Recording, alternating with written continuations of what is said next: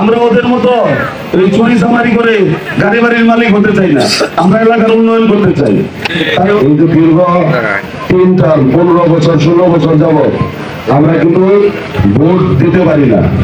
Vote দিতে পারছি কেউ? আমরা কিন্তু ভোট দিতে পারি না, কেন্দ্রেও যাইতে পারি না।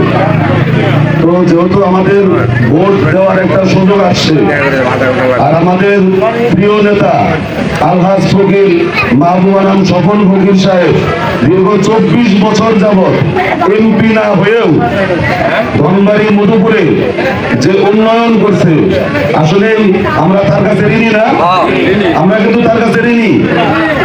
কারণ হইল ধনবাড়ি আমাদের সকলের দল মত নির্বিশেষে সকলের প্রাণের দাবি ছিল, মনের দাবি ছিল ধনবাড়ি উপজেলা।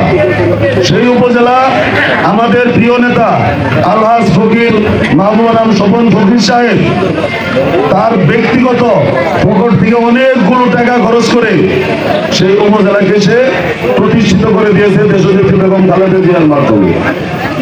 শুধু তাই নয়, এই উপজেলা করতে গিয়ে তাকে মামলারও আসামি হইতে হয়েছে।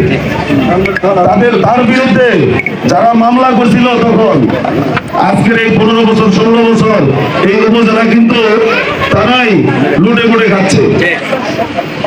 তাদের লজ্জাটাও তো আসলে হয় না, লজ্জা তাদের নাই। কারণ হইল এই 15-16 বছরে তারা এই দেশে কোনো উন্নয়ন করে নাই, শুধু হয়েছে তাদের ভাগ্যের উন্নয়ন এবং প্রত্যেকটা সেক্টর থেকে লুটে মুটে মানে এমন অবস্থা করছে দেশে আর কিছু রাখে নাই তারা।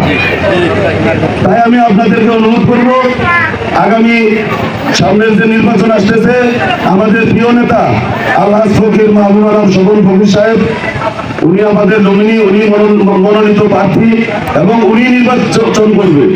তো আমরা আসলে একটাবার আল্লাহর হস্তে ওনার ঋণটা শোধ করি। কারণ আসলে দুনিয়ার ঋণ যদি দুনিয়ায় শোধ না করি এটা কিন্তু আল্লাহ মাফ করবে না। তাই আমি আপনাদেরকে অনুরোধ করব, আগামী নির্বাচনে একটিবারের জন্য যদি আমরা তাকে এমপি করতে পারি সে অবশ্যই মন্ত্রী হবে। আর সে মন্ত্রী হইলে আমাদের ভাগ্যের উন্নয়ন নাই, এলাকার উন্নয়ন হবে। আমাদের ভাগ্যের উন্নয়নের দরকার নাই। হায়াত মৌত রিজিক দৌলতের মালিক আল্লাহ। আমরা ওদের মতো এই চুরি চামারি করে গাড়ি বাড়ির মালিক হতে চাই না, আমরা এলাকার উন্নয়ন করতে চাই।